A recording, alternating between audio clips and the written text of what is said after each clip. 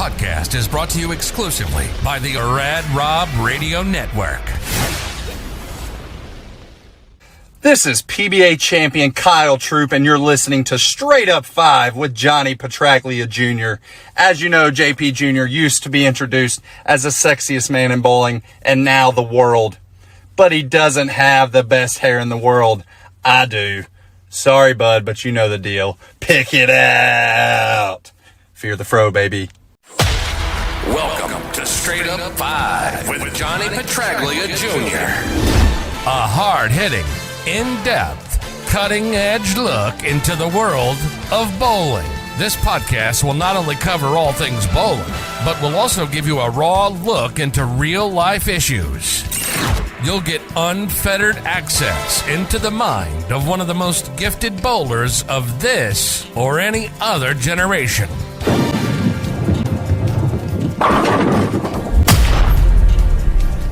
So without further ado, let's introduce you to the hosts of the show.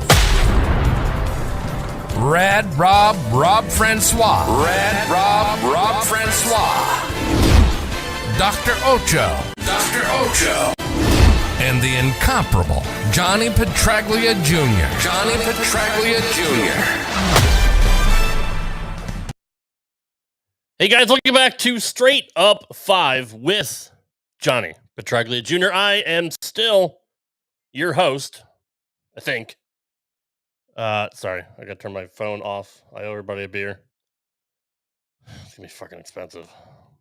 This is episode number 58. God, I can't believe we've done 58 things in a row.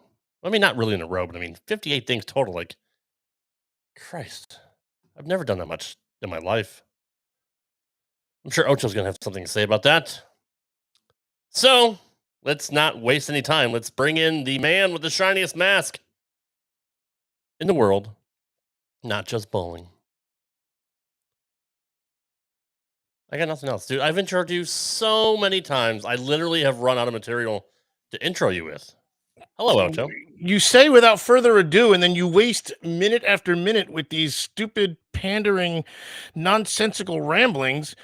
And of course, you've had 58 trips to Popeyes or something like that in a row. And I'm sure there's probably a 1 in front of that. But why say without further ado in the intro? And then here you are adoing us. You had plenty of further ado. So let's get going, man. He used his ados. I didn't get a chance to use my ados yet. So you should use an adon't then, because that wasn't an ado. Would you not like me to intro you every week from now on?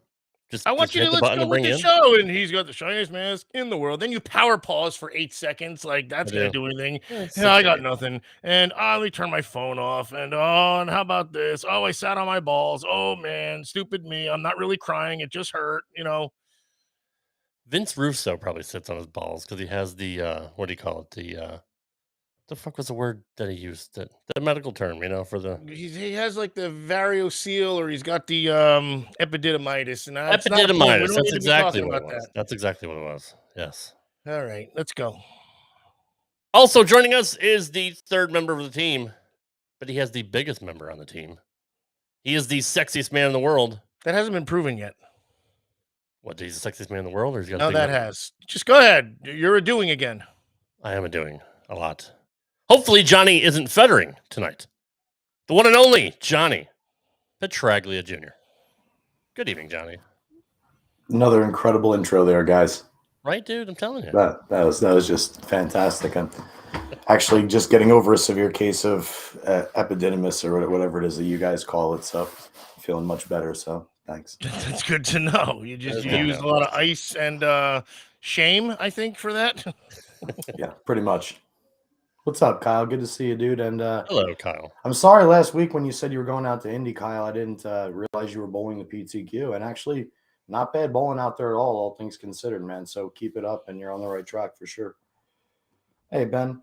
Ben says, have a great show at League. Can't hear anything, but want to say, hey, can't wait to listen to this episode in the AM. They should put it over to loudspeaker.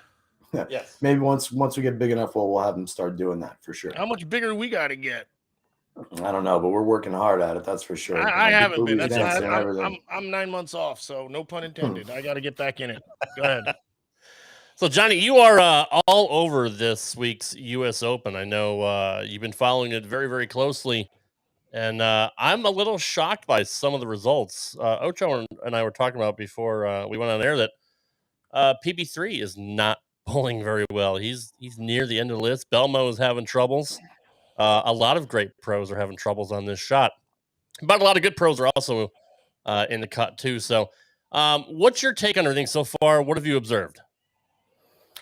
Well, so far, what I've observed through the first 2 days is exactly what everybody had anticipated. The scores are producing numbers similar to the Cavalier years, where the tournament leader is averaging high two teens, and for the most part, that's about it. You don't see any massive games. The guys who are really doing fantastic. Good to see you, John and Derek. The guys that are really doing fantastic are the guys that are figuring out ways to turn their 160s into 190s and turn their 2.0s into 215, 220s. You know, you see a big game here and there, but big games are completely irrelevant when the format is this long, and the challenge each day is equally as difficult in some regard. One pattern may play harder than another one, but the mental grind is there every single day. Just because today's pattern is easier than yesterday. I mean, sure, the guys are shooting 100 pins higher today than they did yesterday, but what's 100 pins over 8 games? It's an extra hit a game or so. So it's really it is a true test of mental grind as well as physical, and understanding what's in front of you and what is expected of you in order to be amongst the top of the field. And a lot, like you said, Rob, a lot of guys so far are impressing me, and a lot of guys are confusing me. There's a lot of names. It was, the first question I was asked yesterday was, is Belmo gonna make it, because he's 100 under after day one, and I said no doubt about it. And sure enough, Belmo comes out today and he bowls 3 deuces to start the block, and now he's only like 40 under, 50 under.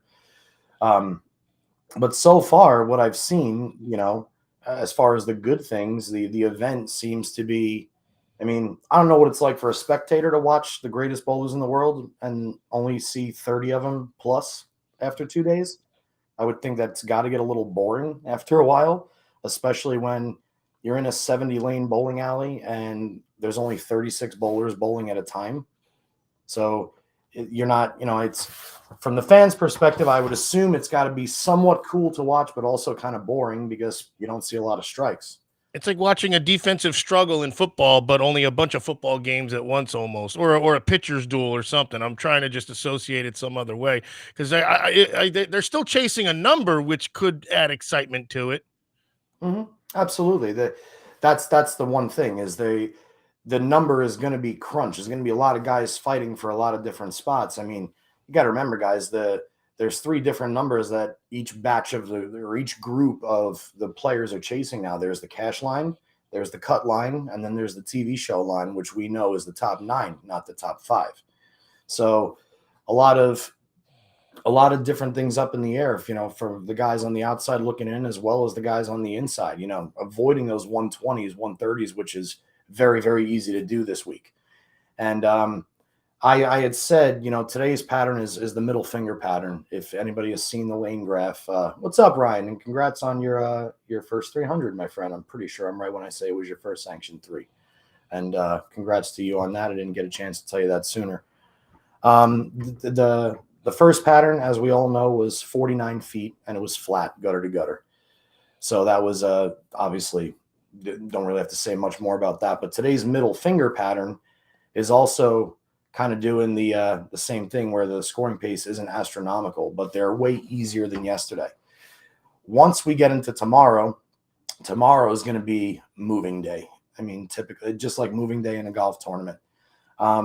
Tomorrow is 39 feet, flat, gutter to gutter, 1-to-1 ratio, which is 1 foot shorter than the pattern was when it was at Cavalier, when it was extremely dreadful and it took an average of like 215 to lead the tournament.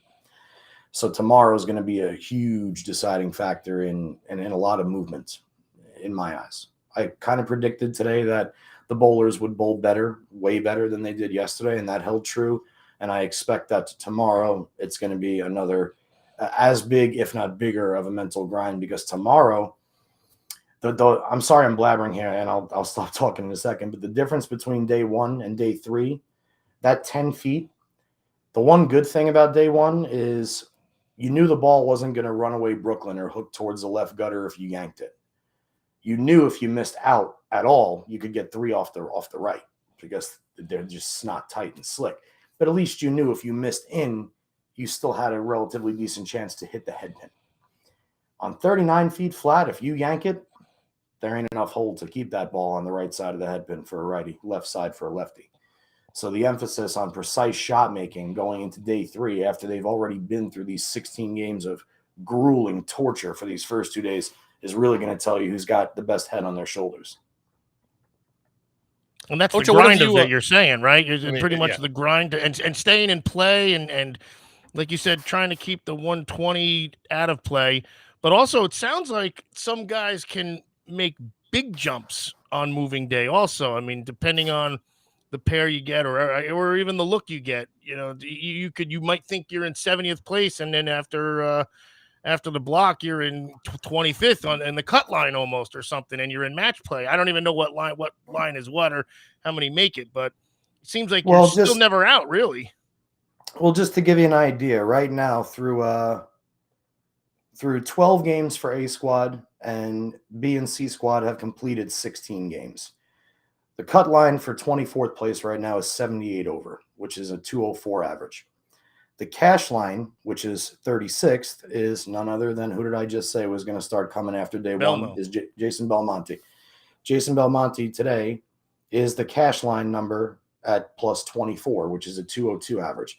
So the difference between the cash number and the cut number is about 60 pins right now. By the way, Jason Belmonte, because everybody was so curious about his first day out, Belmo went 62 under the first day. And today, so far, through 4 games, he's got 245, 201, 201, 239 for 86 over today, and now he's plus 24. He is the best bowler in the world, and it's going to be proven again this week. You guys will see. But just to give you guys an idea, if the number is 36 for plus 24, I mean, 56th is minus 35. So there's only a separation of 60 pins from there, you know? So again, you know, a lot of the haters of of allowing everybody into the Open when it had 400 or 500 entries was they hated it simply because there were too many bowlers that legitimately had no shot to win or get a check. So they're basically there filling space, doing absolutely nothing, playing the lanes incorrectly, screwing whoever is crossing with them who knows how to play these patterns. You know what I mean? Those guys are eliminated from the tournament. So from that aspect of it, at least the 108 that are in there, all of them had a similar shot to do well this year. At least everybody's trying to do something. But because of that bottleneck, the movement, you know, everybody's like, oh, I got to average 240. I got to average 240. Not really. Look at Belmo, 60 under on day 1. Now he's 80 over on day 2. If he bowls half as good as he did the first 4 games and he gets to 120 over for the block, 1720 is a massive, massive, massive block. What's up, Kev? Good to see you. What's up, Johnny? Frank, Hey, Kevin, good to see all you guys shuffling in there. Awesome. What's up, Tim? What's up? Frank, I did see that Doherty bowled well. Real quick, Rob, I want to see what I want to see where Tom Doherty is and what he shot today, just based off on what I'm talking about how astronomical jumping numbers, like what it actually means. So Tom Doherty today, to give you guys an example, Tom Doherty went 232 over today. Wow. Nobody else has gone 232 over at all. Nobody else. The only other 1,800 I see today is from Matt Ogle, who went 204 over today. But Tom Doherty, 230, 220, 210, 240, 210, 240, 230, 210. That is absolutely bonkers, sensational bowling. It's absolutely crazy good bowling for what they're bowling on. Any of the 4 patterns they use for qualifying. So sorry, Rob, what were you going to say? I mean, I was going to say, like, the difference between, you know, last and first is, you know, first is averaging 217, and you got a bunch of guys at, you know, 190s, 180s. I mean, like, it's still wide open. Like, just because somebody's kind of leading today, I mean, it's like golf. You can just go on a run and you know, make up all the room. So it's like even Mookie Betts, like, he didn't bowl bad. Like, No, he didn't bowl bad on day one. He is not bowling well today. no, he's not. But I mean, he's still holding a 180 average, or 170 average, somewhere around there. 181 he's averaging right now. He's a 95th out of 108. 181, and he's not a pro. You know what I mean? Like, that's to me, No, I'm impressed by that. Like, honestly, the lowest guy in the field is averaging 174. Yeah. I mean, when it was 400 or 500 entries into the tournament, you would see guys that averaging 140 and 150. Yeah. So again, do they that's take not their check, but it cost them money to pay to get in the tournament, right? Didn't that go to like prize funds or anything? Did that help with as far as cash payouts or anything like that? Sure, there's an entry fee for every PBA tournament, both professional and regional. So, I mean, there's a good thing for having a bunch of yahoos come in that don't know what they're doing. Sure, they slop up the lanes a bit, but once they're out of the picture, now it's just they donated to the prize fund for the winner. I mean, I guess take the good with the bad, especially when they're still always looking for prize funds, and now they don't do it. Yeah, I was kind of I'm in agreement with you here, Oach. I never understood why you would limit the field when you're trying to build prize funds. Like it was unless if they had added money from some kind of a sponsor, it would a be sponsor or something. Sure, but first place I think is only 50 grand.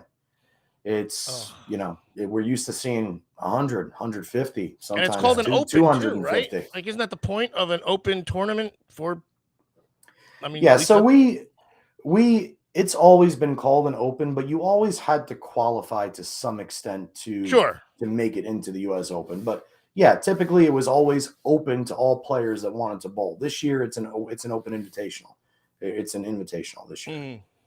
Yeah, I mean, let's kudos to. Sorry, go ahead. No, go ahead. But it's finish your thought. I'm sorry, I'm all over the place. I was gonna say kudos to all of the Junior Team USA members bowling this week. I mean, it was nice to see Justin Bone. Justin Bone went plus today. He had a bad first day, but he went a few over today, so he averaged over 200. Brandon Bone was only 60 under yesterday, and he opened today 190, 190, 190. Who else did I see? Ryan Barnes is hanging tough. It's nice to see Terrence Rock, a local prodigy out here from Vegas. There's a lot of guys in there still, grinding their asses off, and that's really, really cool to see. Have they bowled on anything like this before? I mean, they bowl on tough conditions, but have they been or even been through the rigors of anything like this before? These up and comers. Sure. Remember, these kids are seasoned athletes already. They've been born and bred to do this. They've climbed every ladder. They go to schools where this is their bread and butter. They bowl Team USA trials. They bowl collegiate, all those things. So I don't know if they've ever bowled a 56 game format against the best bowlers in the world. Well, some of the best bowlers in the world, since there's only 108 of them this year. I don't know if they've ever been conditioned to bowl in this kind of a format. I kind of favor the guys like a Chris Barnes and a Belmonte and a Simo in events like this, typically because they're used to the longer formats. Well, I don't even know if I can throw Belmo in that mix, but I can because he's the greatest there ever. He just does good no matter what. Like if you give him a long format, he's going to do good. You give him a short format, he's going to do good. He's the cream that always rises to the top. Exactly. Just the seasoned guys are used to these long formats. They know how to work themselves through a tournament of this duration.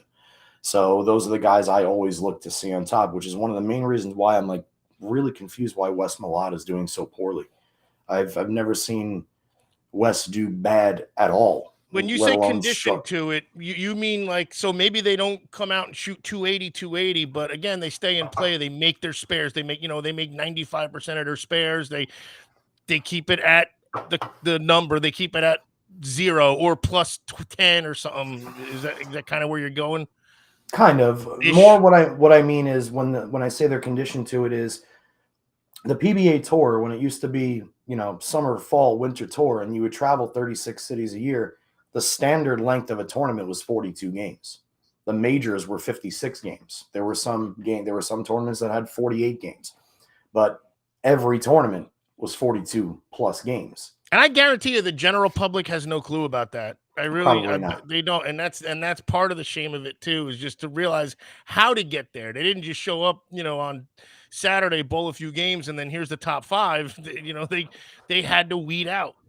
Yeah. I try and compare it because, like, imagine going to bowl. I want you guys to imagine this. I want you guys to imagine that you went to bowl league and they were hard. Hi, Phyllis. You went to bowl league and they were hard, right? And you grinded your ass off for 3 games to shoot whatever you shoot. And then by the time the night is over, I said to you, okay, you guys have an hour break and then you got to come back and you got to bowl 3 more games on the same shit. You'd probably figure out a way to mentally prepare for it, figure out how you would attack the lanes differently. Now, imagine that those 3 games were 8 games a day, and Now you you're have to getting bowl into- on yeah. this. So now, not only are you in a bowling alley all day, it takes you all day, or okay, you're in there for 5 hours. Maybe you want to study a couple hours. You have to go back the next day and bowl 8 more, and then the next day and bowl 8 more, and then the next day and bowl 8 more. And then on Friday, you got to bowl 16 games, and then you got to bowl 8 more. And then you make it to TV. And then after you make it to TV on Saturday, then you get in your car, you drive 300 miles to the next tour stop, you bowl the Pro-Am, and then you have your practice session, and then you bowl 8 games again. You repeat. And again, and again, and again. That is so amazing to do on a week in and week out basis. And you have to be so mentally strong. Forget about talent. You have to be so mentally strong to get your brain to wired that way. And it works like that in pretty much anything. Yeah, it's easy after for that long of a time. It's easy to get sidetracked. It's easy to go, you know what? I'm so far out of it, or it's just not my day, or something like that. But because these guys are wired differently, they don't have that off switch, and that's the part that I just kind of wish would be more apparent when discussing these, tournaments. And so I never even knew that was going on until I went to a friend of everybody, good friend of Parker, Ron Paget. One year took me to the US Open, to Carolier. And I had no idea how the scoring was. I was like, what's plus or minus? And he was like, well, it's like par in golf. And I was like, well, damn, that makes so much sense. Why don't they talk about that? I never knew that. I never knew they bowled 56 freaking games. I'm like, why are there so many games? Like, well, this is only one block. Now, another group of 150 bowlers is coming in an hour, and they're going to bowl all this. I'm like, get out of here. And sure enough, this, again, 10, 15 years ago, wall-to-wall bowlers. The fans were there too. It was a hot place. I mean, there was a great atmosphere, and you had so many things to watch. People shooting 300s every once in a while, barely, but I never knew it. I never knew the atmosphere was like that. I never knew the scoring was like that. I never knew that they bowled that many games. And it's almost like how they look so fresh on the TV is also kind of amazing, because that's almost like the powder keg. That's the blow off. The hard work was done already. This is just a 1-2 game thing for let's see if I win, or if the show or if this week was. They're already doing good, but let's put the cherry on top, basically. And it's amazing that they don't look so spent and exhausted and ready to just pack it in for that team. But maybe the lights come on and that kicks them up again too. So anyways, totally. No clue. I had no clue, man. Yep, that's absolutely. I'm glad you pulled this one up, Rob. Watch Nathan Bohr grind out a 2-team that he had no business doing so. He's such a player. Why do you think he never broke through? I have my ideas, but I would love to hear your take. I think about this frequently. Actually, every time I see Nathan Bohr, I think about this exact question, and I have my take also. Nathan Bohr, in my opinion, everybody, this is my opinion, okay? He hasn't found his identity, and he has a mental block. He's got the fierceness of a hamster. He doesn't he bowled 4th at Wichita State when Rash bowled 5th. So they were 2 studs in college bowling, but Nathan Bohr was never shown Rash. So when you bowl behind or in front of one of the best bowlers the game has ever seen, you're automatically viewed like, okay, you should be one of the best too. It was kind of like, why did PJ Haggerty go out on tour, but Ivan Miyasato didn't? I don't necessarily know that Ivan wouldn't have done well on tour, but it's similar, I'm comparing Fresno to Wichita here. But Nathan, he doesn't smell blood. He doesn't smell blood the way that Mike Albee does. He gets himself in position to do something, and then he can't finish it off. And it's like, look at his scores on the sheet right now. He's not a closer, and you have to know how to close to win, and he's never had that. And you could tell, like, when he's on the lanes, he is so emotional. Like, when he throws a shot that he knows he executed perfectly and he strikes, he looks like, God, I needed to react this way because I deserve that. I know I'm this good. That should have fallen exactly the way it should. Yes, I can do this. He's always trying to pump himself up because somewhere inside he doesn't think he's good enough. And it's always been the case. At least this is what I see from the outside looking in. So, like, when I see somebody like Sean Resch bowl on television, you can tell Sean knows he's going to win, whether he wins or not. Sean always knows he's going to win, and Sean knows how to win. Nathan always looks like, God, all I need is my opponent to just make a mistake, and then I don't have to win it. He'll just give it to me. And then once I break through, then I'll learn how to win. I think that's what's missing for Nathan. And you can call me crazy, but the kid's been on tour for almost 15 to 20 years now, and he's made one television show at a format that was only 14 games to make TV. So, and it was, yeah. So I think those are my ideas about Nathan.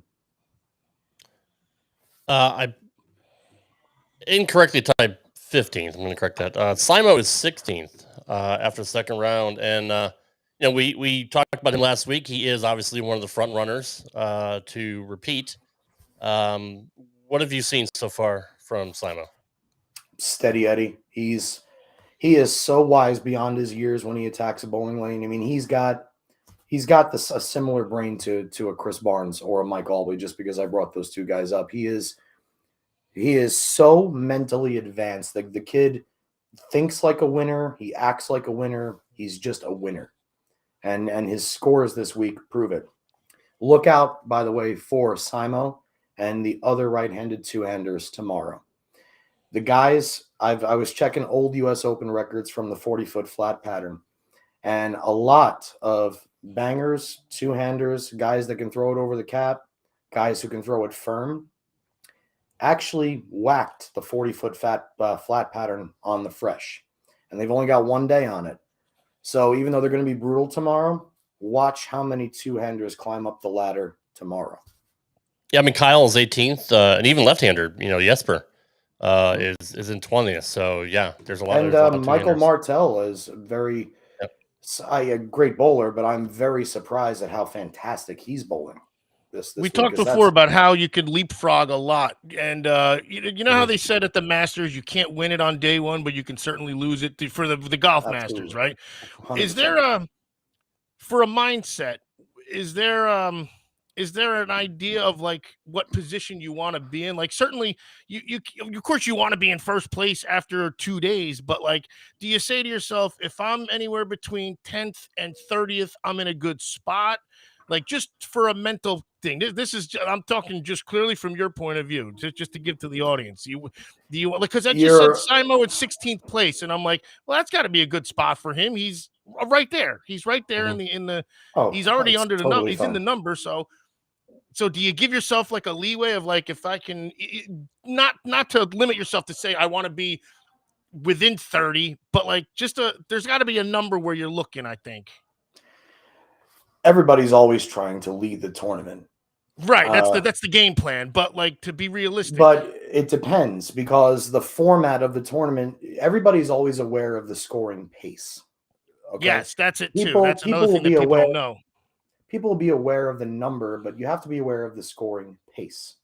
Like, for instance, if I know the scoring pace for the cash line is 200, is even, then I'm going to attack the lanes differently, as opposed to if I know the scoring pace for the cash line is 240. Mm-hmm. So the scoring pace dictates the moves that you make on the lane with your choice of equipment. This week, and with these different patterns, there's going to be different paces per day, I would think, too, then, correct? Yeah. So far, they're pacing about 100 pins better today than yesterday. Tomorrow will be Close to day one, but I'd say maybe a smidge. It could go either way. It all kind of depends on the bowling alley because 39 feet flat gutter to gutter is a fucking nightmare. But you're always aware of the scoring pace. So, for instance, Anthony Simonson knows that first off, he knows he's one of the best bowlers in the world, right? So if he is bowling the absolute best that he can, and the best that he can do this week is 220, I guarantee you there's not going to be 24 guys that are bowling 220, 230. Like Anthony there's no way other bowlers are going to bowl better than Anthony. Anthony right now is doing exactly what my dad's mentality always was for longer format tournaments. The reason my dad always loved longer formats because my dad was not notoriously, he was never a big starter. He didn't get out of the gates quick. It's why my dad hates getting in brackets. It's why he hates bowling USBC Nationals. He absolutely despises short format tournaments.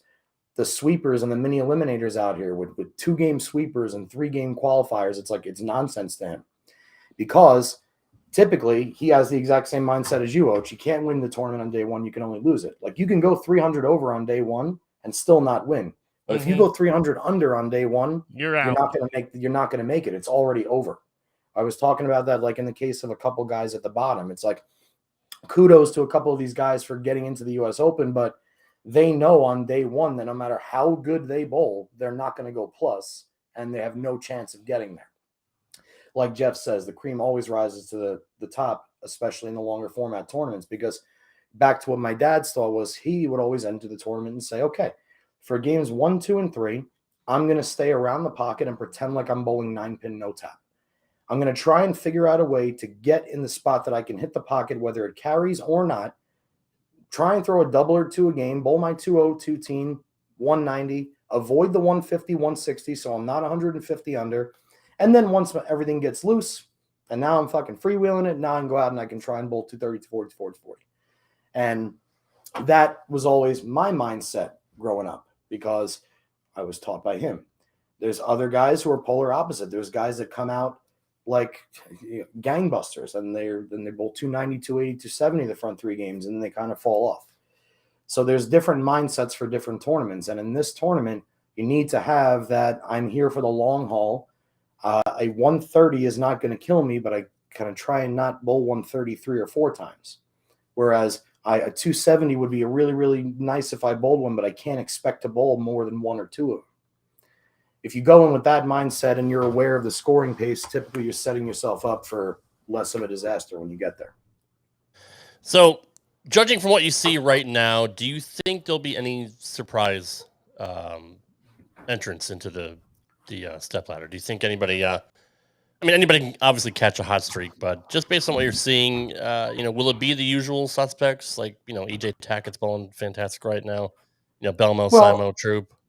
Well, so honestly, for me, there's a couple in here that I'm already kind of shocked about. First off, let's go with Thomas Larson. Thomas Larson, kind of a journeyman pro, but hasn't done much. And then voila, he comes out of nowhere and he wins the Masters, right? Yep. And now he's leading and he's bowling fantastic. I never in a million years, if you'd have told me that they were bowling on these 2 patterns on day 1 and day 2, never in a million years would I have put Thomas Larson on the top of that list. Never. Yeah. So simply because, he's a fantastic bowler, don't get me wrong, but his game is just so not catered to typically what that is. But I guess it just kind of shows what kind of a shot maker he is. Hang on 1 second. I have to yell at my dog, but I have to mute my mic so I don't sound like an asshole to our viewers. Too bad we can read lips. So, I feel so bad about it. Who else is surprising me? How about Tom Smallwood? Michael Can we Martell. throw his name in? Sorry. What about Michael Tom Smallwood? He's bowling decent from what I've seen. And Derek wanted to know, what do you think he needs to do to get to that next level? Obviously he's a competent bowler. If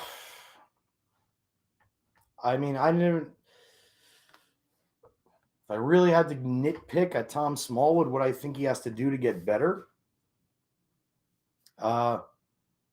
taking care of your body as you get older is important. Yeah. Things don't work as well. I'll be the first to fucking tell you that I can't bend half as much as I used to at the foul line. Right. My back aches when I pick up my 4-pound dog. It's so as you get, what's up there, Bear? As you get older, you really got to take care of your body a little bit. So I think if really Tom just needs to keep doing what he's always done. He's a fantastic player, but to see him getting back a little bit better physical condition, I think would help the duration of his career and then certainly help him win more, especially for these longer format tournaments.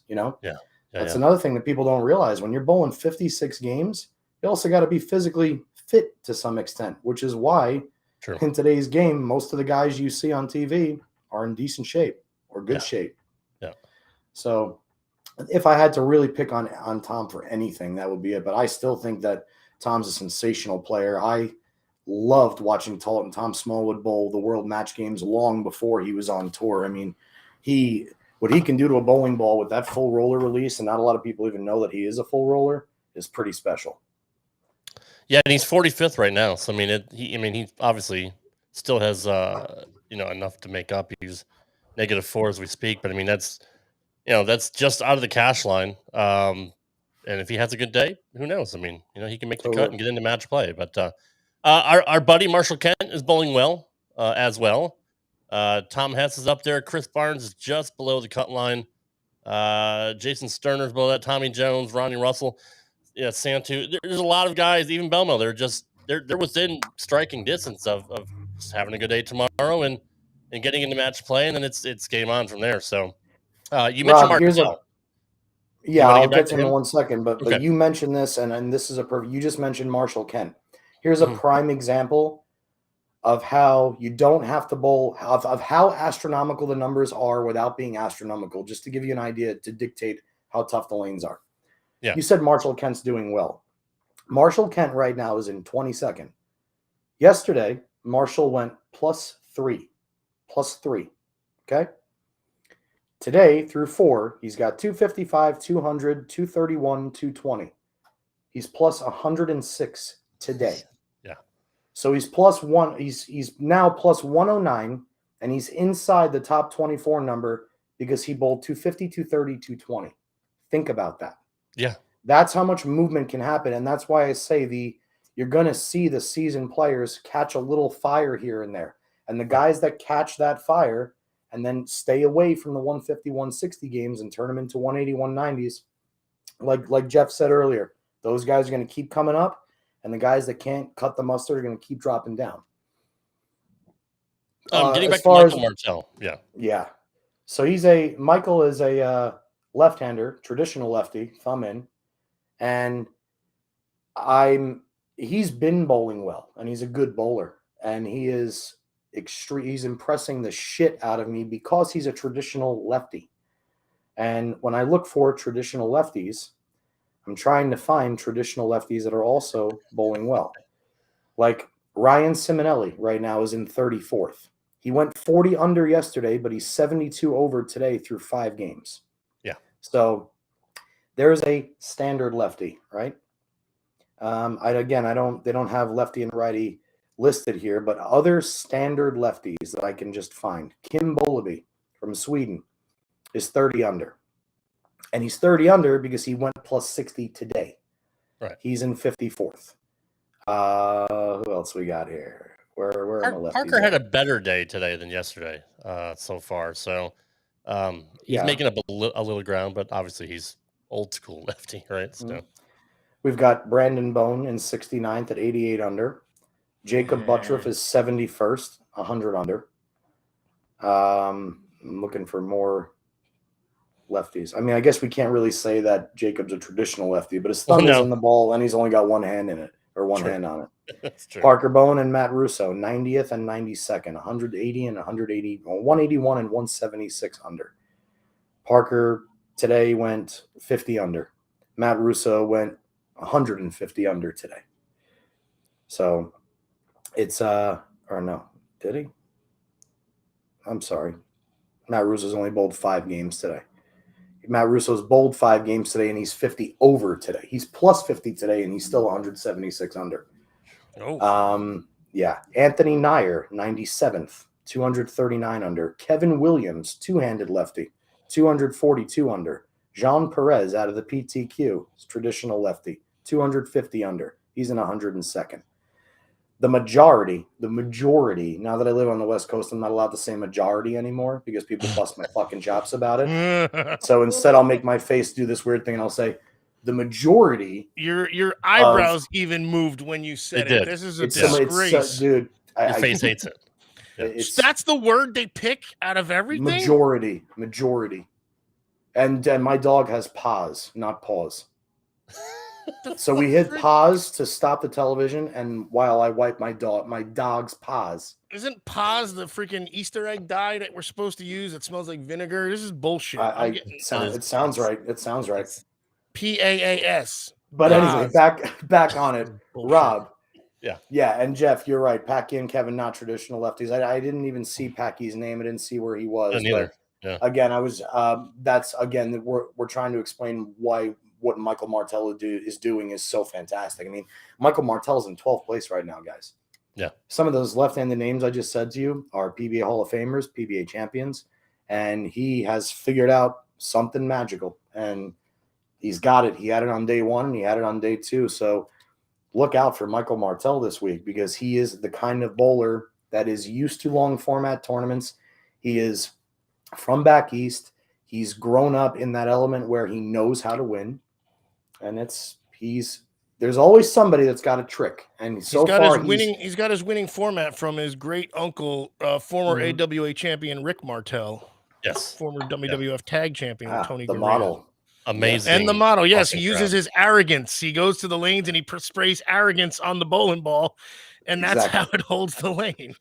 Oh, he knew Brian, who Rick Martell was. Holy shit, that's awesome. Fuck hell, I forgot about the model, dude. I forgot. He's the reason why he's why I liked the color pink when I was younger.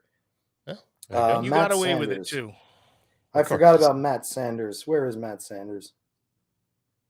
He got it. The model. Matt Sanders is in 37th at plus 23. That's also sensational bowling. Is there a reason why the traditional guys are having the rough time? Obviously, the tight conditions, but is there any, or did I miss it while I was smothering my daughter with a pillow? We were just on the topic of discussing who are we surprised about? Oh, okay. I mean, because I know with Parker, like how does you just expect him to be. I know he's older, I get it, but you expect him to be the guy in play. But I guess the conditions are that tough. I will tell you what I think, and then I'll answer Jeff's question. Parker, every great bowler has some kind of flaw, right? Or something that, like, they're not bad at, or it's not something they necessarily do wrong, but they all have one thing that maybe, like, doesn't match up, right? They don't, right. The long pattern for somebody, the short pattern for somebody. Right. Parker Bone, 30-something titles, major champion multiple times. Parker Bone hates throwing the ball slow. Hates it. He loves So he doesn't play inside then, right? He can play inside, and he does, but not too often. And when he used to, actually. I didn't mean to, but like way back, because he was the guy that hooked the ball. Yes, but he was never the guy that slow hooked it. Right. For anybody there was it was the 1996 IOF Foresters Open in Canada. I remember that one. Parker Bone is against the ball return, curving the entire lane with a black ice. It's the only time I've ever seen Parker hook the whole lane, and it's the only time I've ever seen Parker throw the ball slower than 17 miles an hour, ever. So day one and day two, you have the middle finger pattern, however long they are today, I never checked, and 49 feet yesterday. Parker loses accuracy when he has to slow down. And that pattern, you actually had to throw the ball relatively slow. Both of them, actually. Speeds have had to be a little bit softer. So I can understand why Parker struggles. A, Parker doesn't really have a wonderful track record at the U.S. Open. And B, that's one of the contributing factors, I think, to why Parker is struggling. It's his ball speed is just a little bit too firm for these patterns they're using out there right now. I think it's the one problem that he's running into. So he's throwing it where he wants to. He's throwing it how he wants to. He's just his miles per hour just too. So he's skidding a little too much, basically. And if you don't have, it's like decelerating a golf club, which is different because you're really not supposed to decelerate a golf club. Bowling, you do have to throw it slower, I guess, at times, faster at times. So that's just part of it. But that's, yeah, I guess. And so then he doesn't hit his target when he throws it slower, which then chances are even less because you still have to be dead on balls accurate, as they say. Very good there, Marissa Tomei. Jeff Skyer says, what are your thoughts on the boys only having 10 balls until match play? Jeff, I wish it was 8 or 6. I think that it's the best possible thing they could have done. I think that forcing them to check in their equipment before the tournament starts. Can you guys still hear me? Because I'm hearing backlash in my ear. Yes. It's probably Rob. Rob's got an echo or something. I think that limiting the bowling balls was the best thing they could have done because you take away the guys going out to the truck and drilling magic pieces in between blocks. True. That has to take away some athletic. I mean, you have to be you have to have a skill to throw the ball properly. But because like your dad used to say, it was the true athlete would be the guy who then flattens his wrist, cups his wrist more, comes around, changes his hand position to the side of the ball. That's like. It's like hitting a draw or hitting a fade or hitting a knockdown. Like you're bowling your ball. You're golfing your golf ball. You're not just rolling it in the same spot. Finally finding a piece of equipment that works in your favor on that spot. It's feet position, hand position, moving left, moving right, that kind of thing, which I feel like that's what the true element of figuring out the bowling alley was about, even though I never did it. But it just sounds like that's what they meant for it. I feel like whenever this stones and sticks got invented. That's a great segue, Ocho. Yeah, you're exactly right. Absolutely. We're doing this again. We are. Is bowling a skill or a sport? Is the big red wiffle bat real? That was. That's you guys talked about this. Yeah, that's right. That was a great segue there, Ocho. You didn't even mean it, but that was fantastic. So. We've been talking all week about people posting scores in the Facebook groups, and there was one senior citizen this week that shot an 858. Was it, Johnny? 858. 858, and the guy's like 92 years old. And I caught another one. I caught another one today. We're not going to name names or anything like that, but there's another one today that said, actually, you know what? I think I have a clip. Hold on. Ooh, wonderful. I do have a clip because let's go to the videotape. I'm always prepared. All right, let's watch this quick little screenshot I grabbed. It's gonna be a clip of him.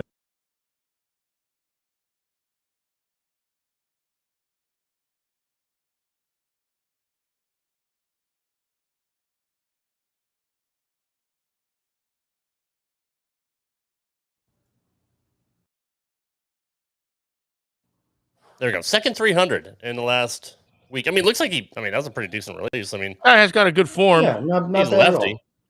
So I'm not going to take exception with him, but I can't find the other one. Somebody said they had like super stupid good scores. Yes. 300, 258, 300, 858 is the guy that we're talking about, the senior citizen dude. Shouldn't that be a house record for where he's at? Like, I mean, I want to know what happened in the second game, honestly, because did he, he missed twice. Because we just had a house record set at Howell Lanes last week. Did you really? What was it? 866. Nice. No kidding. 860 was the old one, and the dude broke it on his second ball in the 10th. So his last ball, he threw a 7 count. So I think with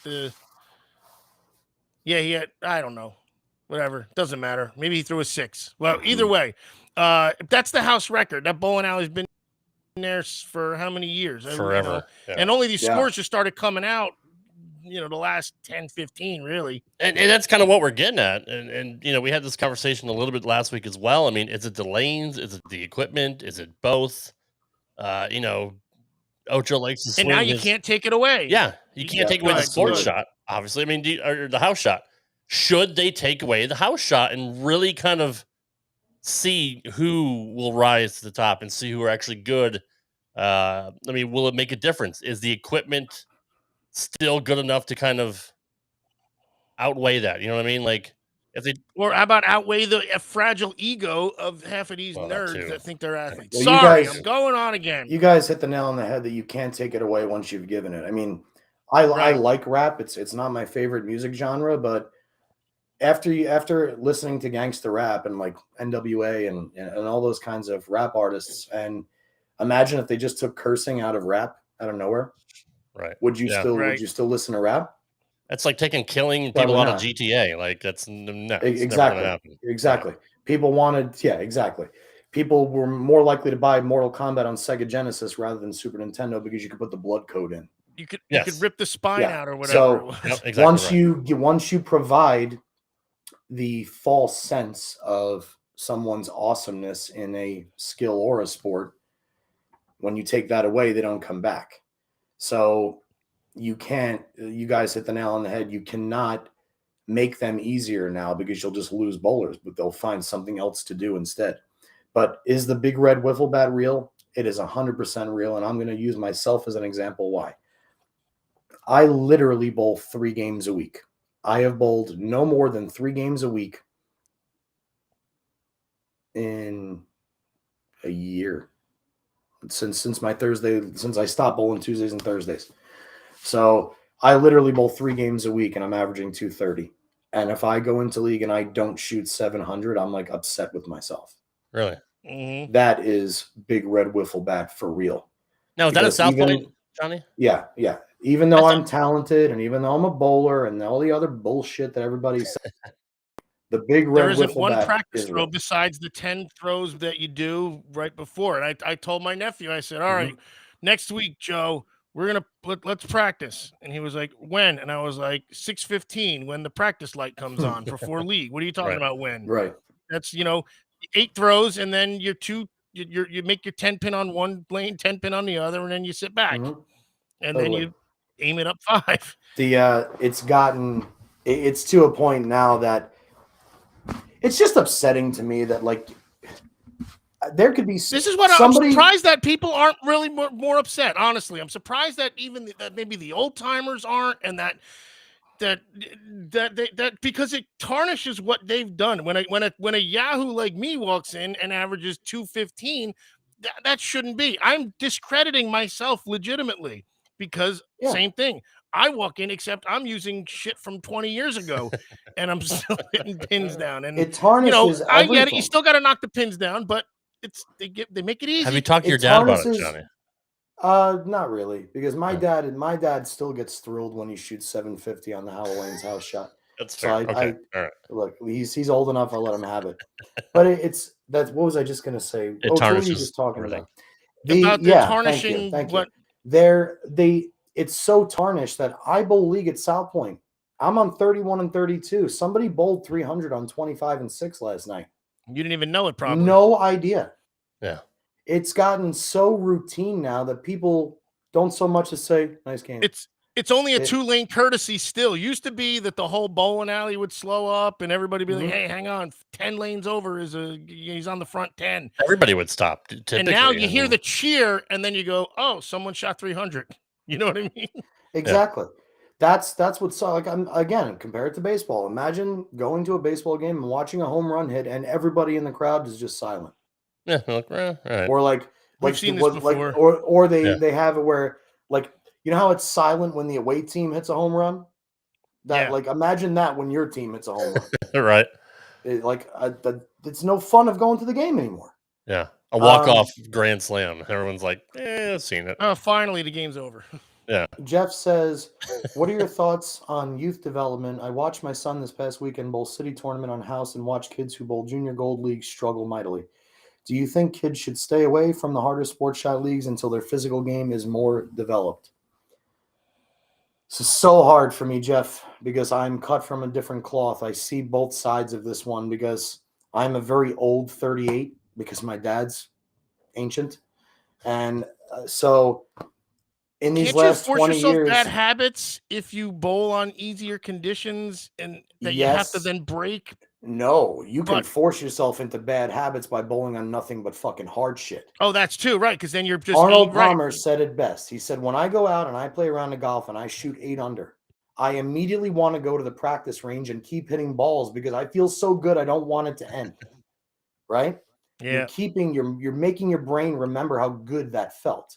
And you're It's loose, and you're again, that whatever you guys say, freewheeling it, I think is the term, where exactly you're comfortable. loosey-goosey. Yeah, and Yeah. you're not, because then once you're tight, that's when deceleration happens, Mhm. and you pinch Exactly. or you aim a little too So much. you need exactly. You need enough time to see the desired result of what you're working at before. Like, in other words, I would like to train a kid to throw strikes first. I want to bring them to Ocean Lanes in New Jersey and teach them how to throw strikes. It'll take about 25 minutes in that bowling alley. And then once we've got there, we've got their mechanics down, we've got their basics down. Every one of the best bowlers on the planet has a beautiful game, has good form. They do certain things the same. So you must get the kids comfortable enough and learn their game enough and have them see the result they're chasing, which is throwing strikes. I guarantee you, if you polled 15 kids that are less than 13 or let's go ages 10 to 13, and you brought them into a bowling alley and you said, hey, guys, I want you to bowl a game on this pair and I want you to bowl a game on this pair and tell me which one you like more. They're all going to say this one because they can strike more. This one, oh, if I miss a little bit in, it goes through the nose. If I miss a little bit out, it goes in the gutter. Well, that's bowling. Like, I think we're sending the wrong message by forcing kids to bowl on shit that they're literally going 400 under at events. Like, I don't have any kids, but I can't imagine what it would be like getting in the car with my kid after just having watched them go 400 under and then going and asking the tournament director what the fuck he was thinking, and have that asshole turn around and say to me, I know all about lane patterns and I know more about bowling and this is the game and this is the way the game should be played and your kid's just going to have to get better. Like, I can't imagine being one of those parents. I'd want to fucking sucker punch that guy for that answer that I know he's giving me. And on the flip side, the house shots are gone and they're going to progressively continue to be gone. So it's going to come to a point that when a kid bowls on a house shot, it's going to be like the more rare of the two because most every tournament is on some form of sport, some form of, USBC pattern or Kegel pattern or something like that. So for the kids, the big red wiffle ball effect or big red wiffle bat effect is it's not as bad when you're trying to teach them the basics of the game. But you can't learn how to get good at the game until you understand how to play the game first.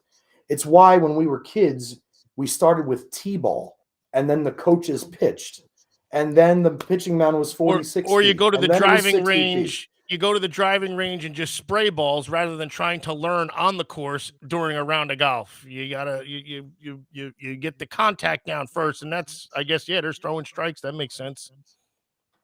Absolutely. Isn't that what JBTs are for, Johnny? Like, to get kids competitively involved outside of a league, to learn the grind of a tournament and all that. I mean, I love bowling JBTs. Do we know if the patterns are different for those? Are they sports shots? Do we know? That's a great question. I'm pretty sure, yes, they're using sport patterns on JBTs now as well. They were not using them when I was in JBTs 25 years ago. But I mean, that is an outlet for them to kind of, own their skills, and get them kind of to the next level. Absolutely. 25 years ago, was the house shot such a house shot, or was it wasn't a thing, right? Or was the equipment not as aggressive to overpower the house shot? I guess maybe they didn't have that many patterns back then, right, Johnny? Back when? When you said 25 years ago, it was just the 80s, bowling 90s. Pattern. It wasn't. Was it even called a house shot, or I don't even know? Sport patterns got introduced in 2001, 2002. I want to say that was the year that sport bowling became. So it's been some like 20 years. So when I was bowling JBTs, no, that was in the 90s.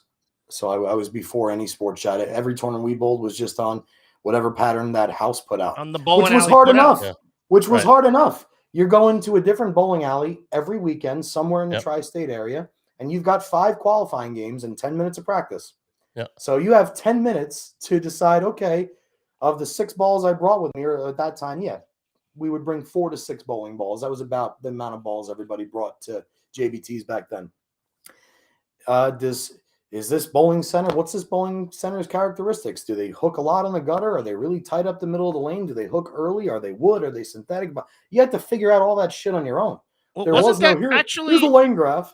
right? But wasn't that the PBA tour originally too? I mean, like they would, Yeah. you had to figure it out too. You didn't have a The PBA here's the tour mLs hired- of oil. You'd be like, okay, here's where I think I got to throw the ball, and then figure it out in your practice patterns. Me too. Well, Me too, Bear. I had 2 balls. The PBA introduced the lane man in 1971, halfway through the season. You say that again. The lane man on the PBA, a person designated to do the lanes on tour, was introduced in the middle of the season in 71. And how did they do that? Did they use like a sponge or like a? I never oil? did lanes. I'm assuming they use the gun, Sprayed they it. use the Yeah. mop to swish it. They probably knew exactly what length they wanted to lay it out to. Yeah, I mean it's certainly a So science. it wasn't a pattern per se. It was like just oil so the ball doesn't Pretty much. I mean, a Yeah, bug sprayer like that. I mean, is that Emil really? just said. Yeah, they had No like a tool shit. that looked like a bug sprayer. It may have been a bug sprayer, I mean, but that's it how I shot oil. stain my deck, dude. Like that's literally how I Right. stain the deck. There you go. But that was a great question by Jeff, because that's one that's always kind of on my mind, is because, I want to see the kids happy, Yeah. and no one's happy going 400 under. Like, make them a little hard. A little bit. Right. But does that tell them that maybe they're not cut out for it also, or because they don't really get their true habits because they Dude, haven't thrown it properly? I go 200 under on those patterns. I'm talking about like insane, ridiculous, okay, stupid I fucking got you. patterns. Patterns that the pros barely average 200 on. Like, Yeah. imagine putting out, you know what's going to happen? Watch this. Within the next 6 months, some asshole somewhere is going to have a junior tournament and say, we're using day 1 from the US Open as the oil pattern. Like that right there, when somebody does something that idiotic to the kids, that's the kind of guy I think that should be thrown in jail. I hope Like, he does it in that exact the voice. pros are averaging Me too. 180 on this, and you're going to make Me too. kids bowl on that? That's what I mean when I say make them a little bit hard. Let them bowl on like old cheetah, where you have to learn how to play the gutter. The gutter hooks, it won't go in, but you can't play in on old cheetah. But you can still score on old cheetah. Put out old scorpion. You can yank it and it doesn't go through the face, but you can't miss out. You're still teaching the kids how to bowl and allowing them the opportunity to actually throw fucking strikes. So that's what I was going to ask you too. Is there a way to, again, put for the league bowler? I know they're going to leave, but like, I can't see people being that okay with having 20 boards of room, and by the end Right. of some nights, not 20, but like I've seen it. And they 'Cause bitch some about guys urethane suitcase it- some burning up guys all the suit- oil. Yeah, some guys suitcase it and they miss 12 boards in, and it stays right there because they didn't throw it right, and it Mhm. rails the pocket. And that same ball 100%. on that same suitcase hits the dry and comes back 18 boards and rails the pocket. And that's where, and I don't care. I don't say anything, but I notice it. If I notice it, course. it's got to be pretty drastic. We all do. So is there a way to like just hone it in a little bit where you take these old cheetah and make them a tad easier, like somehow? I don't know how easy it is to tinker either. So Well, I like what Tony and Emil both said here, because those one white, the white, red, white, blue patterns, those are acceptable to me too. Those I heard are about hard them enough. years ago. They're hard Why don't- enough, but they're easy enough. Like it take you a little while to figure them out. You need to figure out what the characteristics of each pattern are, but they're very playable. They're scoreable. They're not like what these guys are bowling on at the US Open. And again, for every oh shit, Tony's in here. No, that's who you were saying. Yeah. Tony knows. So Hey, Tony. Tony used to drill my stuff. he worked on a couple of my bowls. Heck yeah. And it's again, everyone's got a bowl on it, so it's not like it's an unfair advantage for anybody else, and we're still a bunch of dummies on league, especially my league. Well, not like we're 3-man league. It's a Thursday at 6:30. Like we're there to get in, get out, and go to the chapter house. You know what I mean? Like, but Right, of course. it's more of a camaraderie than a competitiveness. We want to win. I bragged about how we went from 16th to 4th, and but I ain't losing sleep if we get swept. That's all. Totally. Can I ask you about the oil patterns? Just kind of circling back to the U.S. Open a little bit. And I don't know if this happens. Maybe you can answer if this happens at every tournament. Do they typically switch oil patterns in every tournament for each qualifying round? No. So it's just the U.S. Open. There'll be some specific. Well, this year's U.S. Open. Okay, right. There'll be some events where they'll do dual patterns. There'll be like one pattern on each lane, but for the most part, no. It's usually one pattern. Wait a second. Now I got something else, and one of these guys in the chat's probably going to answer it. So Sure. there's a dude with a bug sprayer oiling the lanes, but then doesn't he have to reapply it the same way for like Yes. the other bowlers? Yeah. How? I mean, precision. Like with a batter's box, they have that little stencil that you dump the freaking, the lime in. You know what I mean? Like on baseball fields, they can just roll it. They have a stencil to follow, so it's easy to repeat. A bug sprayer and a mop. I don't know how much Top Job I use in my bathroom when I clean the damn thing, and I don't think I do it the same way each time. And that's a small thing. Totally. So that's kind of like I could just see. So honestly, probably back then when they said the lane man fucked him up, well, you know what? There's some serious truth to that. That holds some water. Jordan, I relish your compliment there. Thank you very much, but no. If I were bowling, there would be a 109th place, and then I would be right there. You would be in 108th and a half. I feel like that's you have that kind of talent that you'd be in the half a place somewhere. I think you could do better than that. I truthfully believe that if I bowled the U.S. Open this year, I'd probably finish somewhere 55th to 65th. If you cashed, you'd be happy, right? If I beat 2/3 of the field, yeah, I'd be ecstatic. Yeah. But if I beat 2/3 of the field at the U.S. Open, bowling 3 games a week leading up to it, then we're gonna have to revisit the red wiffle ball. I was just gonna say that. I'm gonna have to revisit how good I really am. Right. So, that's fair. Especially considering some of the best lefties that have ever lived are in like 90th right now. That do nothing but throw bowling balls all day, every day. So we might have to revisit the wiffle bat if I were to finish higher than that. But thanks again for the compliment, Jordan. I appreciate it. Can we at least agree on, let's just say for league bowling on the house shot, it's a sport, and for the upper echelon and the pros, it's a skill. Can we we could all agree on that, right? I'm sorry, I got sidetracked by Jason's comment. It's good to see you, Jace. Thanks, bro. I'll stop being so humble. What were you saying, Rob? I'm sorry, that one got me. And so I guess we could all agree that the house shot is a sport, and the upper echelon and the pros is a skill. I mean, that's pretty much, I think we could all agree on that. Vice versa. Professional bowling is a sport, 100%. It requires a massive amount of skill to compete at that level in the sport.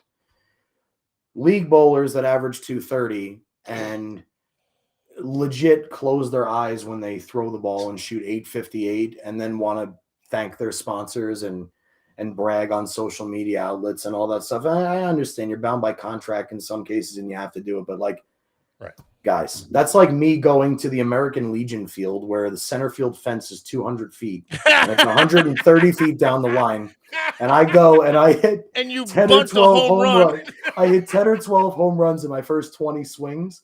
And then I have to get on and say, I'd like to thank Louisville Slugger for giving me this really awesome bat. I want to thank Roy Hobbs for giving me this wonderful bat.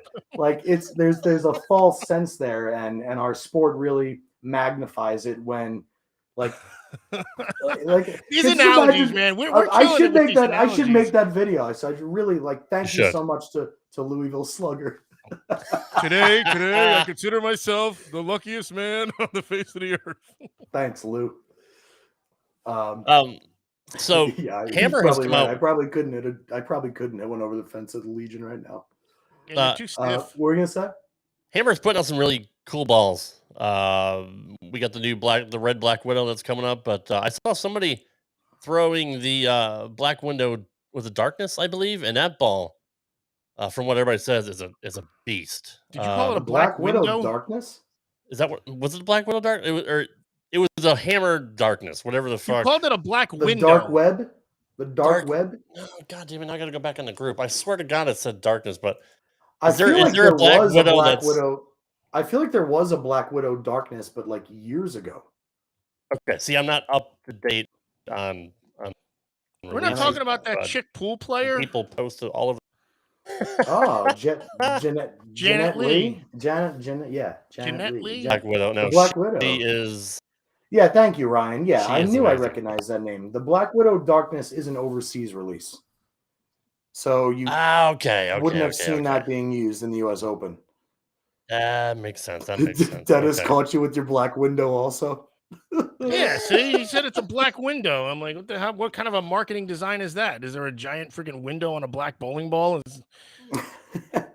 Yeah, somebody had posted that the Black Widow Darkness is a beast, and they posted her score 835 with it in league, and people are raving about it. So my bad. I thought that was gonna be a domestic release, but we do have the. Is it a red pearl? Hold on Black real Widow quick, that's coming Rob. out? It's a hold on good real quick. topic, Rob. It's a good topic, though. Go ahead, I do Go. have something I got to add to this though, because Okay. I was going to say this last week, but I know we had a short version. You know, when pros like Chris Barnes do a ball review, like I feel like he could throw a freaking salad bowl and it's going to hit the pocket because he's so good at doing it. So I don't notice a damn difference from whatever bowling when he's like, I'm going to use the ophthalmology 3 for this one, and he buries it, and then he's like, now I'm going to take the Friedrich's Ataxia Ocho, and then he buries it, and he's like, I really like these balls. You got to get them. And I saw the same thing you did 10 years ago with a different bowling ball. It hooked the same. You threw a strike. It looks good. You're probably on a house shot. What are you doing? How do I know what's, and then they say a bunch of freaking physics terms that I don't get. And I'm a damn physics major. Right. Well, that's why what you should do is go to ball videos that do showcase what a ball will do for you. Radical is the best at it because they use Throwbot. I was going to say, Throwbot there's is like an an Iron Byron. Remember like that robot that hits the golf ball? Yep, and so what they'll do on their videos is like they'll make bowlers. Like they'll be Keanu Revs. They'll be Well, that's clever. yeah, Right. but there's like Katie Curve or something, whatever. And they go from like 15.5 miles an hour, sub 200 rev rate going up the gutter. They have somebody playing in the track area. They have a cranker playing way in. So He's like a jugs machine or something. Like I feel like you have to create such spin. You need like a yeah. I mean, No you could check it out. It's called Throwbot. Just take. I out probably the W. won't, but I should. That's Yeah, we know part you of won't. it too. What's Troy up, Lane, what's RPI up, champ? buddy? Man, But anyway, so like real quick, back to the Black Widow Darkness, because Yes.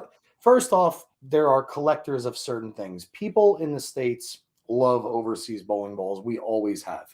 There's a big call for them out here. But typically, just so you guys know, overseas balls, unless this has changed more recently, overseas bowling balls are built for overseas bowling because typically overseas bowling always was higher friction than in the USA. Okay. So typically when you get an overseas release, it's virtually the same ball that we have here with less of a load in the cover or a slightly modified weight block to make it go straighter.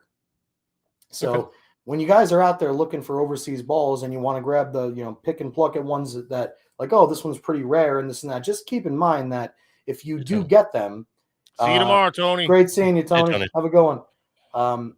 It's not necessarily going to be better than what you're using now. It's all it is simply going to be is like a AAA version of what we have here. JP, did you watch like a Jared? Let's absolutely send our love and prayers to the Black Widow battling uncurable ovarian cancer. That is fucking horrible. I didn't know that. Yeah, that is horrible. Thanks for letting us know there, Jared. Wow. Well, at least we didn't rip on her or anything. We're actually, kind of putting her over a bit. So. Oh, she's fantastic. I've been in love with her since I was 10 years old. Shit. Yeah. So Everybody JP, wants I actually bought a glove did to you get the wear on glove these for two shooting fingers. pool? You bet Nice. your ass I did. Nice. Absolutely. Did you watch like some 60 Minutes interview like the other night that now you're doing the whole side gimmick there where you're not facing on the camera, you're doing like Oh no, I'm in the guest room of Rochelle and I's place, and I have not much in here. This is like the overflow room for me, so I'm sitting on the desk chair from the other room, and the so you're a bit and the crammed. well, I'm kicking my feet up on the bed because I'm Right. balancing the computer on the bed. Gotcha, makes gotcha. sense. I That mean, makes I got you. All right, and well, look, you had me fooled. I thought you were like in some freaking hot seat or something like that, and it's like Larry King's doing the JP interview. Yeah, all I Well, gotta I'm do glad is I do brought that up I gotta about do the the. lean forward on the arms and the rock. It's worse. Go back. I'm glad I brought up the darkness. I wasn't aware of overseas releases. I didn't even know that was a thing. That's Yeah. actually cool to know. Absolutely. But on the 23rd of this month, a new Black Widow comes out. It's red and black. It's I looks. believe it's a hybrid, right? Yeah, it is. It looks pretty badass. Yeah, And the original Pearl Black Widow was that color also when it was still just ebonite or just hammer. But yeah, God, sorry, Rob. no, and I just looked at the Envy tour as well. People are excited about. So I mean, they're staying on top of it, Oh, yeah. man. We know Stephanie just signed with Hammer, and by the way, shout out to Stephanie Sheridan. Her mom Lynn has had health problems, and she's able to, looks like she's going to make a full recovery. She's leaving the hospital tomorrow, so just wanted to mention that as well. That's really really good news and everybody loves Stephanie, so I'm sure everyone's been following her on Facebook anyway. But Absolutely. Steph, we love you. Send all of our love to Lynn, and please, it's great to hear that she's getting better and home. So that's fantastic. so Troy says the Envy tour is better. Yeah. Well, if it has to be good, it's black. So we all know that if a bowling ball is black, it's good. Yeah. And it's supposed to be very similar to an Obsession tour, solid, maybe with a little bit more. And anything that rolls like an Obsession tour is fine by me. And it's one of your favorite bowling balls, right? else. I think we covered that when we did your favorite balls of all time. I think that was high up on your list. Happy birthday, Nicole. Obsession tour solid is something special. And that Defender hybrid is quickly becoming one of my favorite balls. That thing is just, if you guys haven't drilled a ball with HK22 cover, please do. I mean, I haven't drilled the Bigfoot yet, the hybrid one. To tell you the truth, I'm not even real sure what else HK22 is on, but I know it's on that Defender hybrid. I believe it's on the Brutal Collision from DV8. Those are some balls you definitely want to check out as far as not being like the most important ball in your bag, or this ball is going to create something that I've never had before, or this is the best and hooks the most. Fuck all that. It's just they're both really, really good pieces to keep in your bag. They strike a lot, and they can strike from a lot of different angles, which as a bowler, when you want a limited arsenal, you want to have something that does that. So look out for those when you're shopping. Are you allowed to throw hammers and other Brunswick brands, or are you just strictly signed to just Brunswick releases? I'm under contract with Brunswick, but per my contract, we are allowed to throw all 7 brands. That's but cool. I'm contracted under Brunswick, so I have to order what I want from the other brands, whereas my Brunswick balls come directly to me. I got you. Okay. Well, I mean, at least you're able to use all of them. So, I mean, that's cool. Because, like, I wondered about that. Like, Stephanie just signed with Hammer. But, I mean, is she only exclusively Hammer? She can't throw any other Brunswick? Like, I didn't know how that works. I don't think so. I don't know what her contract looks like. And yeah, what's crazy, Jared, is I had to retire the plastic ball this year. I can't do what I was doing. If we go back to the arena, 100% first ball out of my bag. Yeah. So I'm excited for that NV tour myself. I really hope it's as good as Troy's saying it is. So now, since Brunswick bought all these brands out, did they keep their original people, or did it all just switch under Brunswick and they're all kind of made under this, with the same machines and stuff? Or like, do you know anything about the production? Like, are they separate but still owned by Brunswick? I mean, how does that work? When they closed the Hopkinsville, Kentucky plant, several employees from the other brands were brought aboard the Brunswick team. Okay. It's why the Hammer products continue to roll like Hammer products. Same thing with the Ebonite products and the Columbia products. And that's exactly why I was asking that, because, you know, they're known for a particular type and particular style of ball. I was worried they're all just going to become one big, you know, conglomerate with, you know, with different names. But it's a great thought, Rob, because in the early going, I was suspect of it also.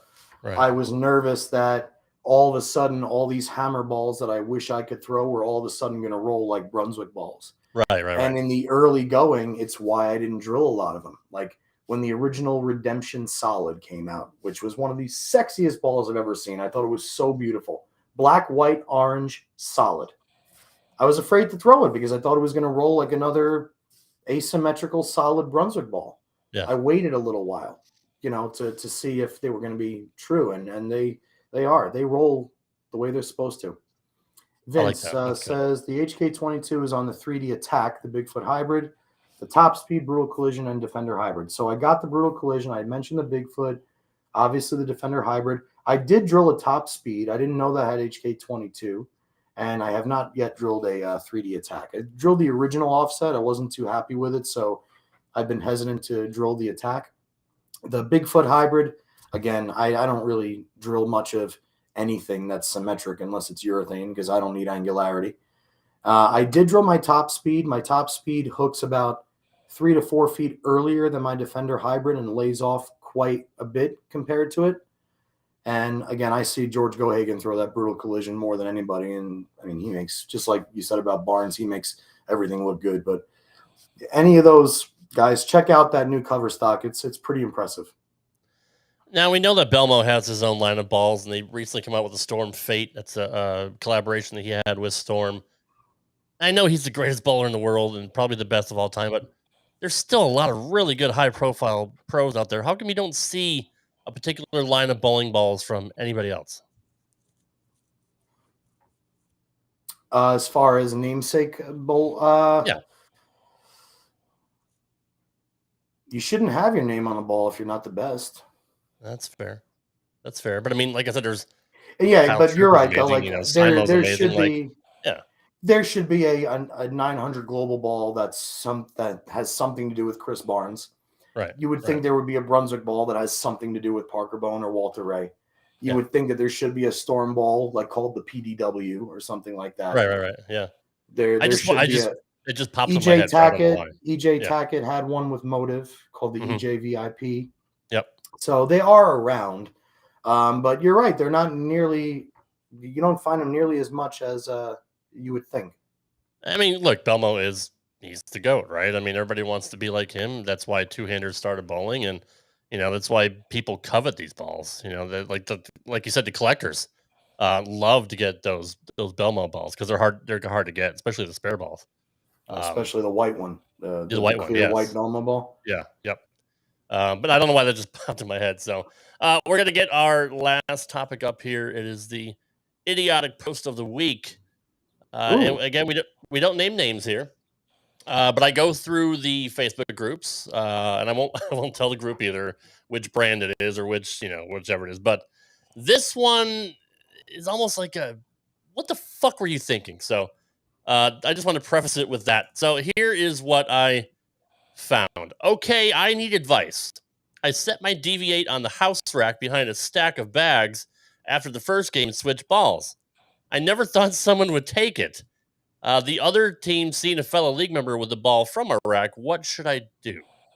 And people are just beating this person up in the comments like, why the fuck did you put your ball on the house ball rack? Like, a kid could have just come up and taken it. You know what I mean? Like anybody could have, not even realized the first thing I would...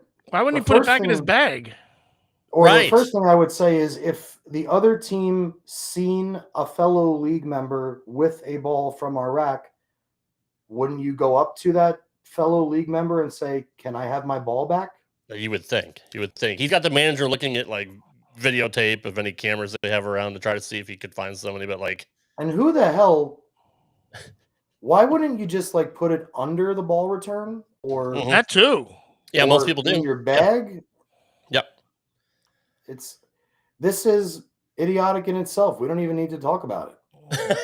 My shit got stolen because I put it someplace that's technically public. That property. anybody can take. Yeah. That's like saying, dude, I left my put shoes trash outside. on the curb. Where's my freaking... I put my trash on the curb and some asshole came rummaging through it and took a pair of shoes. Right. Yeah. It's just public property when it's on the street. And those are house balls. It's a rack for balls for people to pick up and say, ooh, this one feels good, and then leave with it. What advice was he given? Like, I mean, because nothing really, because everybody just beat the shit out of him. Like, the fuck are you thinking? So. Putting on a house rack, you jackass. Like, maybe he's doing like an experiment, and this didn't really happen. He wants to just see how asshole-ish bowlers are. I mean, mate, no. I think this dude was like legit fucking stupid. What's up, so. But I'm trying to see if I can find the post to find some of the comments. But no, like, by the way, that was me that wrote that. Thanks for not outing me. So if I find this guy, I'm kicking the shit out of him. You deserve to have it stolen. I'm trying to kayfabe it for you, but no, I mean, it just, God damn, dude. Like, I've never done that in the 30-something years that I've been bowling. All right, I got some comments. There's 42 comments. Let me peruse through these real quick and see what people are saying about them. Even the first comment was like, why would you put your personal ball on the rack to begin with? Someone else said, your fault being careless. I'm kind of glad it was stolen, actually. I'm glad someone took it, really. I mean, another guy said, thanks. Like, he was the one that took it. He said thanks, THOINKS. Did he really write thanks, or did you just say that naturally? Yeah, right. Were you enunciating improperly again? No, I never do. So so the guy really wrote thanks. All right. Because I think the majority of people don't say thanks. Yeah, well, that's foreign to me. So the majority don't either. That's another one I'm not allowed to say. I can't say foreign anymore. Now I have to say foreign. Oh my God. What about Florida? It's amazing how ugly the language is on this side of the country. What about Florida? I still say Florida, and I get shit on for that too. What's this? Like, guys, why are they so mad? They say Florida. Why are they so fucking? Do they? Florida. It's not like you're saying they say Bangladesh. Florida. I'm like, I didn't realize that there were two O's in Florida, just like floor. That's my point. Yeah. It shouldn't be. If there was FLOORIDA, it'd be Florida. Yeah. But again, you're not saying Haiti and meaning Florida. They know what the fuck you're saying. Right. Totally. Why did they get so mad? I don't know. Oh, by the way, they found an update. They had this dude on video taking the ball. So apparently he was able to retrieve it. He should get the key for this guy being such a fucking idiot, right? Yeah, they should. It's like a minute. Or the guy that stole it should say, "Listen, guys, it's not my fault that asshole put this ball on this house rack, but to my knowledge, this house rack is for balls for us to use. So if you want this ball back, you're gonna have to pay for it now." Somebody actually said, the bastard stole my bowling ball. Call him out if you have proof. Maybe it was an accident. What kind of fucking accident would be to walk up to a house rack and be like, oh, look, it's a fucking DVA. I'm going to take it. Not my ball. Finger grips don't fit. During league, that's another one. I can't say during. I have to say during. So during league, there shouldn't be anybody in the settee other than league bowlers anyway. Correct. So, yes, if you get, like, let's say you're in a league and the 9 p.m. shift comes in of kids that want to go bowling. Okay, great. Now they got a pair on the other side of the house. You get those stragglers that walk through the leagues, not even fucking realizing what they're doing, and they look for house balls. That I could see, but this comment is making it sound like somebody from league took his bowling ball. And if somebody from league took his bowling ball, and I saw somebody put a ball on the house ball rack, I would be under the assumption that they didn't fucking like that ball, and they were leaving it there as a donation. The same. And I've seen that happen. Which somebody else actually said in the comments. I leave balls there that I don't want anymore. So I can't tell you how many bowling balls of mine are in trash cans at South Point. It's so, and then I feel bad after the fact because every time I used to be known for getting rid of balls in like the classiest way possible, like whether it's in trash cans or throwing them down 195 somewhere, right? And I would always feel really bad because after I would do that, I would see kids like going through the trash to get my ball or out in the parking lot seeing if the scuffs were bad enough. Now when I get pissed, now I just legit find a kid. Like before I throw it in the trash can, So I basically, find a random kid and just say, "This is for you," and I just give them there'd be rumblings of JP Jr. being pissed off, and then the kids are like, "Oh, this could be our night." Yeah. And then they're like, "Wait, you check the trash can on the east side of the building. I'm gonna hang out on the west. Someone Right. get the front door." Totally. And then Jared we'll has a have great to- point. This is exactly what we did at Bradley Bowl. We just fucking take them out in the parking lot and just roll it against the fucking the dumpster and just crack it in half. That's Totally. That's awesome. I didn't know. All my Absolutely. shit's been given to me, so I ain't giving it away. I'm no re-gifting. Well, you should get some new friends because it looks like nobody's given you a bowling ball since 2008. Now I got 3 in the basement that I'm just too lazy to drill because I won't go practice. When am I gonna drill it? Shit. Let's see how good you are. Can you tell me what they are? No, well, green and a red. No, I have no green and red and orange. No clue. I mean, I haven't even looked. No, not even. I'll find out tomorrow. Yeah, But that's yeah, helpful. That's and you can, helpful and to know. if I say what they are, you might go, "Oh, that's a," and I'll go, "Yeah, okay, cool."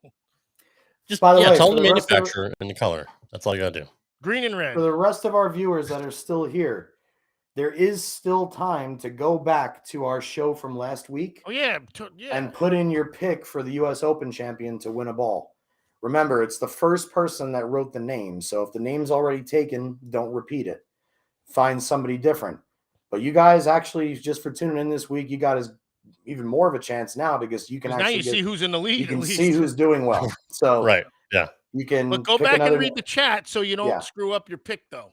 And there's Correct. plenty of names that have not been picked. And remember, you have to post it in that chat. So either scroll down, not on tonight's chat. So either Last scroll week's chat. down my Facebook page and find Straight Up Live or Straight Up 5 from last week. Or you can find it on any podcast outlet, on any streaming outlet, YouTube, Are we looking at podcast there app for on your bowling? phone, anything. So Or yeah. are we looking there for the bowling picks though, or no? Yeah, you have to go back to episode 57, which was last week's episode. Right, but we're not. Are we checking YouTube to see who's writing shit, or just this page? I mean, we can. I mean, we're live on YouTube right. right now, so All right, or, well, tw- you or can. Twitter Okay. or YouTube anywhere. as well. So, I'll check keep an them eye all on out. It'll be very easy to find the first written for sure for I the betcha. winner. See, like for instance, Mike, make sure you go back on last week's show and put that name there. Even though I'll count that one because he's here right now. But that's a perfect one to throw into the running. I mean, he's in 12th place right now, by God. You The can chat put and the it, comment in is the the chat. same thing, actually, isn't it? Technically. Well, it will be Right now comment it on is. you. He's on Yeah. YouTube. Yeah. right? Oh, never mind. Yep. I Yep. don't know that. It doesn't matter where, as long as it's from last week's show. Actually, episode in the 50 comments, going to be 57. easier to track because in the chat, we don't have that many people watching on YouTube, so maybe it won't be so bad. But probably better in the comment for YouTube, right? Yeah, that's fine. Leave it in the comment, and I'll go back and check those this weekend once we have the results. And that's exciting because look, nobody else is doing that. That's Hey, is this on TV? in-depth, Also? cutting edge right there. That's unfettered. It is. Is this on TV? This bowling tournament? Oh You wait, can- that's right. You said there's the top 9. Shit, I forgot. See, It'll be on Yeah, Fox the- this weekend. I'll let you guys know. we're on top of things. Oh yeah, So I got we are. Supercross Saturday night, but that doesn't start till 10. Pro Bowl's coming up this weekend too. So Yeah, hopefully it's not on Sunday. Pro bowling is on Sunday, like you said. I'm looking forward to it. They're doing flag football this year. They're bringing the skills competition back. Let me see if I can find the schedule.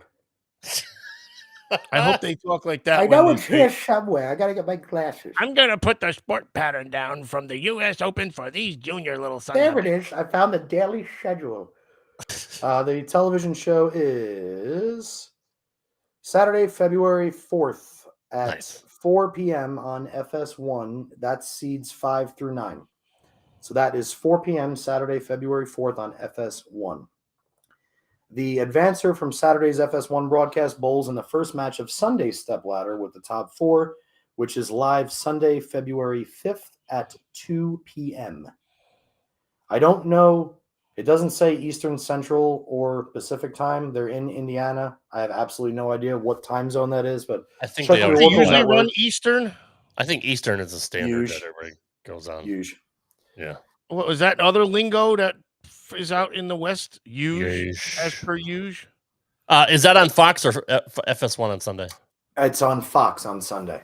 See, And they're real confusing quick, me. because I want to say thanks, Dennis. It is Eastern time zone. Thanks, Dennis. I love Vince to death, but I'm gonna have a discussion with his comment right here. Oh boy. Nobody can walk away with the US Open, and nobody can walk away with a tournament when they haven't seen two of the elements that they're up against. Nobody. So Thomas Larson could legit come out tomorrow and shoot 300 under, and we or go 300 over. But nobody walks away with the US Open. Nobody. All right, guys, as we wrap it up here, again, like Johnny said, if you want to win a ball directly from his bag, I couldn't help it. He's got epididymitis too, so yeah, it's a large bag. Yeah, it's low hanging fruit. So, yeah, if you want to win a Vince, ball, sorry, Rob, sorry. Vince, you're 100% right. He's shocking the shit out of me. I said it earlier. Sorry, yeah, Rob, you did. No, you did, and that's a good thing because we want to see more. I don't want to say lesser known names, but somebody who's not typically a top tier guy like a Troop or a Rash or anybody else. So, totally. Yeah, good for him. Thanks, Jared. Thanks for stopping by. Thanks, Jared. So, as we wrap it up here, you do have a chance to win one of Johnny's balls. Again, go back to last week's show, either on YouTube. And if you're not subscribed on YouTube, please do. It's Straight Up 5 with Johnny Petraglia Jr. on YouTube. Subscribe there. You can leave a comment there on last week's program or Johnny's Facebook page. Just scroll back to last week when we went live and, leave your comment there on who you think is going to win the U.S. Open this weekend. And Johnny will give you one of his balls. Bear says it's a lefty ball. It sure is. But it doesn't have a thumb, right? So that means it's like only a half lefty? Well, the one I'm giving away won't have any holes, so I'll make sure I pull it out of the right-handed pile.